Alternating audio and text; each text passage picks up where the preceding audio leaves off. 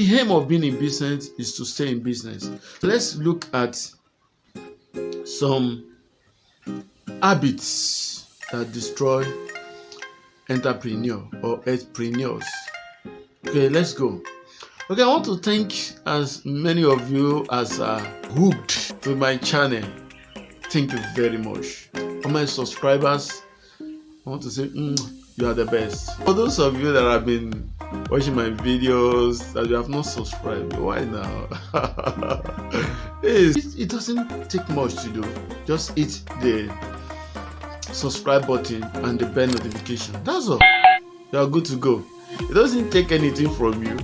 Yes, it doesn't take anything from us to share our friends' video. Let people know what they are doing. Let people know that in so area that maybe that's not your feed. You have somebody that can take care of that area effectively. So share this video, share my videos, watch all my videos, share them, and we are good to go. And perchance there is a video you want to see, just videos.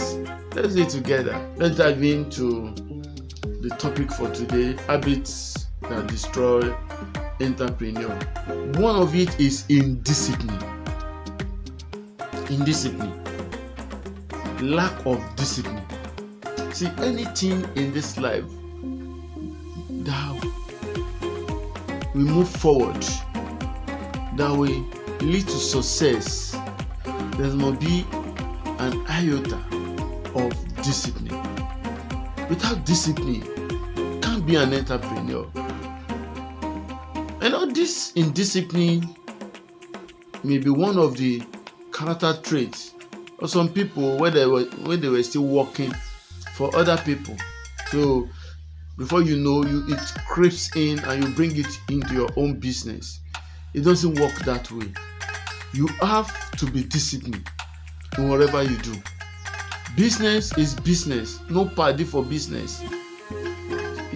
Indiscipline is number one and is a major killer of businesses. Look at people you have seen or you have known yesterday. Where are they today? Most of them, are no more in business because of indiscipline. So be careful. Number two, I talk about debt, bad debts. Of recent, I've been receiving calls, I've been receiving messages from most of this online banking. After approving loans for some business people, they find it difficult to pay. What does it take to pay such loans? What does it take? If you know you don't have the wherewithal, you don't have the means of paying, why do you go for such loan in the first place? Why don't you manage with what you have? That's one part of it. And before you know, they start, training them, they start declaring them wanted. So if I'm one of your contacts and they send a message to me that you are owing them and you're a fraudster, you are so, do you think I will want to do business with you under any pretense? The second part of it is people that take people's products. Entrepreneurs.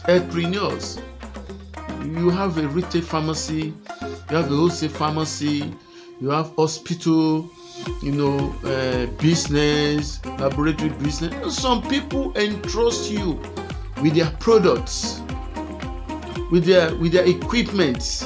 When you are starting out, you don't have much. You have somebody that said, okay, let me supply all this equipment because they know you are going to make it. They give you the microscope, the equipment and everything that you need to set up your laboratory and your diagnostic center. And you have a payment plan. You draw up a payment plan that you think will be okay for you. But after paying first, second, third time, you begin to default and start giving excuses. As a business owner, I have people that are owing me now for over 2-3 years. But I say that will never be again. Some people are wicked. You take products from people and you refuse to pay them. People work for you, you refuse to pay them. Have you forgotten karma? No, this is one of the things that run businesses down. I know some people, when they get your product as a medical sales rep or pharmaceutical sales rep, you have to go again and again and again. You have to call, you have to send message, you have to threaten them before they begin to pay you your money. You tell them, I'm giving you this product for 2 weeks. After 2 weeks, you pay. For some, they will ask you, okay, after 2 weeks, maybe please, there is no sales, blah blah. You give them another 1 week or 2 weeks. But you know that some people, after a month, 2, 3 months, you are still begging them to pay you. And before you know, this rep will tell this rep, that one will tell another one, say, that guy, please don't go to that place. So if he buys anything from you, he will not pay. You have to threaten him, and at times you have to take lawsuit against him before we pay you your money. But what do you think that will do to your business? Promote your business? Even tomorrow, when you are genuinely in need and you are ready to pay, people will tell you no way. You call them, they say no. I interact a lot with medical sales rep from different companies. Once you mention their name, so pharmacy, I beg, don't even talk about that person again. Before you know, words have a way of spreading fast. Tomorrow, maybe we are in a meeting, or we meet in a plane and say, so person is calling me to come and supply him. So who? You better don't go. Bad debts, buying from people and not willing to pay. Not willing to pay. Before you know, you start seeing people withdrawing from you. In pharmaceutical business, you get products from companies. They help you. You help them to market them. You help them to sell. You make your profit. When you make your profit, is it a crime to pay people you get products from? These are things that destroy many people. It becomes a police case. They come and arrest you. When people come with their gun and everything, people in your streets, not knowing what might have transpired, maybe he's selling fake drug, maybe he's selling fake product, maybe it's not genuine. People begin to, bring up different conjectures, maybe it's this, maybe it's that. They write a petition against you. So what do you think will happen to such business? It's going down. Get product from people, pay them.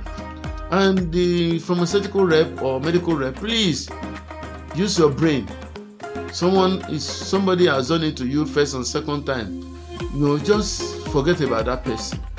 We're talking about habits that destroy entrepreneurs or business owners, especially healthcare industry.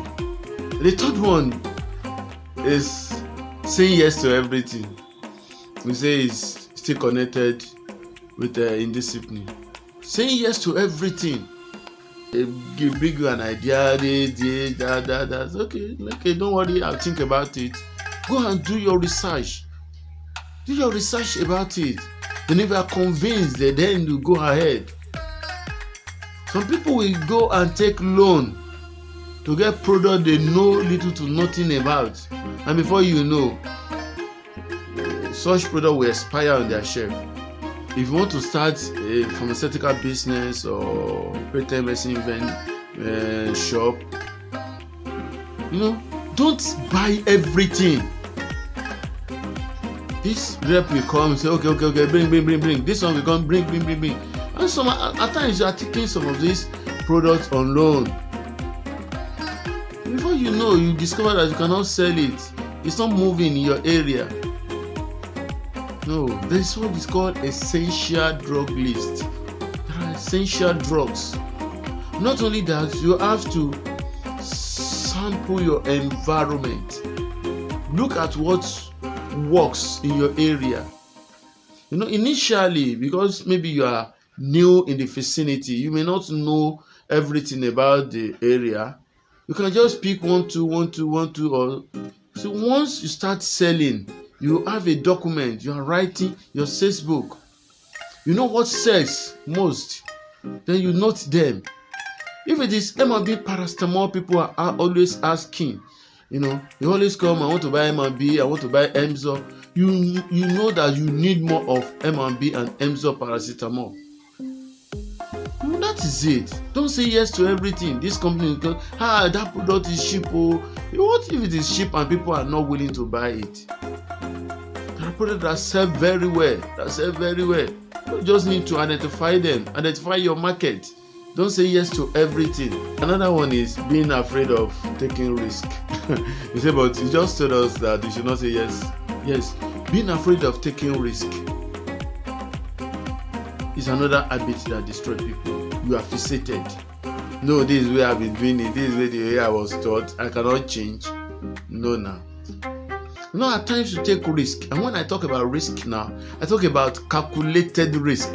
Life itself is a risk. It's also risky not to take a risk. But there are risks that are not worth it. There are some that are worth it. You take calculated risk. When people were talking to me about G-Small, about product, or like G-Small, you sure only one product, we do this, we do that, we do that. I went on, I attended their training. I started from a bottle, I got one for myself. I know that, man, this thing, they work. I started giving it to people. When people come, I introduce it to them. That's a risk. Initially committing almost 60,000 naira, into a business. But today, I know it's worth it. I'm enjoying it. After the first package, I got the second package. I started getting my bonus. I got my machine bonus. I got my auto chip and so on and so forth. That's a risk that's worth taking. Another risk is doing some online courses. Those some are just overrated. Yes, take,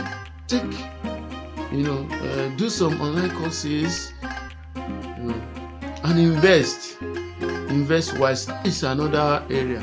That's reaction to criticism. The way you react to criticism at times may make or mar your business.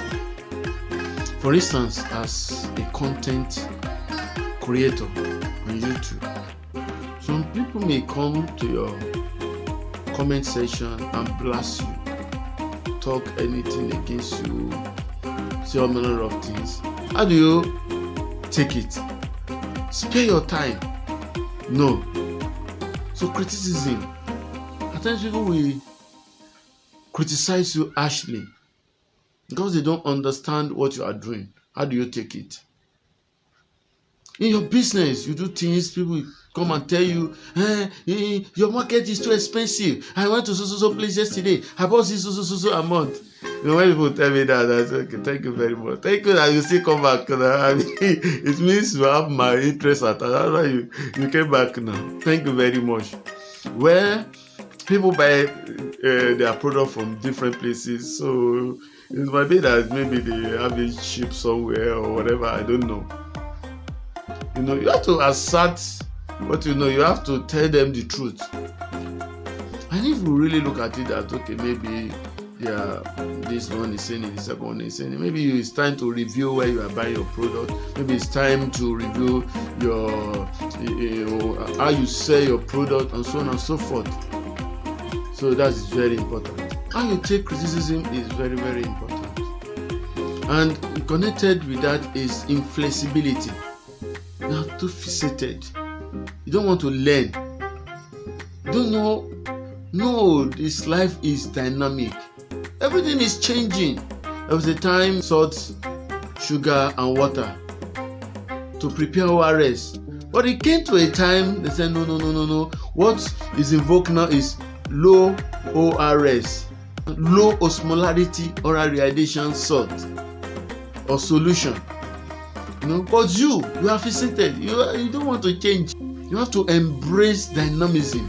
You have to embrace change. You can be in Lagos. You can have your business in Lagos and you are in Abuja. You are still conducting your business. You don't have to be there always, physically present. You can have one of your staff. You are doing video calls. You are doing this thing. You want a patient is there. Okay, what is wrong with my customer? What is wrong with my client? What is wrong with my patient? Okay, can I see this part? You are looking at you are using health and technology to attend to your patients, to your customers. Another thing that may kill your business or may harm you greatly as investor in healthcare industry or healthpreneur is overdependence on one staff. This happens especially to sole proprietors in business. So when you overdepend on a staff, it may harm your business. If there are other staffs there, members of staff there that are not as good, put them through, give them seminar trainings, let them know. What if anything happen to the staff? Maybe you call him or her your PA or whatever. If anything happen to him or her that they cannot come to work for a week, a month, what happened to your business? I know it's so bad that some business owner, we forget about their business when they have somebody doing things for them. So don't depend on only one staff to do everything for you. Though there are some super staff, super employee like that, they are very good. They carry the business, but still don't allow only one person to run your business for you. It is dangerous. Once in a while, come around, look at it, get to know some new tricks about it. That's why some companies are defrauded to the extent that when they finish with the company, man, that will be the end. Maybe the man has taken loan, running to millions to keep the business afloat. And this guy, because he's the alpha and omega in the business, they will run the business down and disappear. So don't put all your eggs in one basket.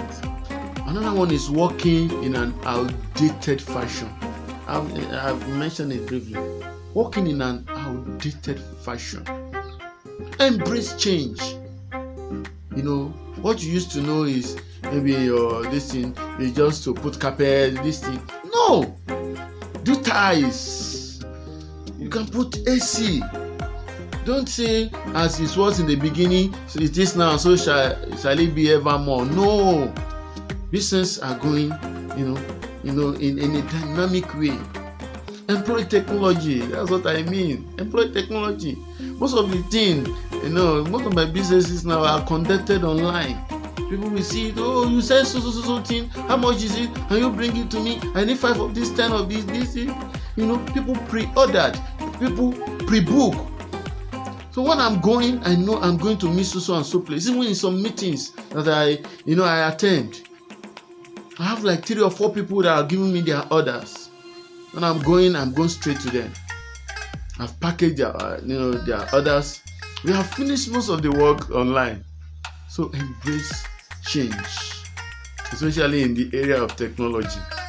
Forget all the outdated ways of doing things. If you don't understand, learn. Pay people to teach you. I told one of my friends said, I have somebody that is doing everything for me. I said, you want to die? The day this guy will shoot you, you may have stroke that day. No, know about it. Know some things about your business. Even if you are not a tech guru, learn the basic thing. Before you start, you catch up. Stop doing your business in an outdated, old-fashioned way. Last but not the least, we still have so many. The list is not exhaustive. It's poor communication. When you talk with people, your customers, your clients, sit down, smile, maintain eye contact. Communication. Let them talk. When they talk, you react. Allow them to talk again. React. Okay. Talk slowly. Don't rush them. Don't give them BB grammars. You want people to know you have a master's in a so. Who does that help? What people want is solution. They want their pains to go. Not your big grammars. Don't intimidate people with grammars. Don't you know I studied in Harvard? I studied in Oxford University. Then, no, break it down to their level. If it is in area that you don't understand their language, employ somebody that will interpret. Maintain eye contact. Show empathy. Communicate to them in a way they will understand. Communicate with your people, the way that you give them reassurance, you give them life, you make them believe that there is hope, you make them believe that the pain will go, you make them believe that whatever is their problem has solution. Talk to them in a way that will give them comfort and you will restore life to them. You're a life giver. God has called you into this ministry. The name is Alafisi Alex Kolawole, and this is Beth Shama Healthpreneur, also known as Pencil and Eraser Channel. I love you. Don't trade your edge for anything. If you lose money, you can have it back. If you lose your edge, that is all. Thank you. See you soon.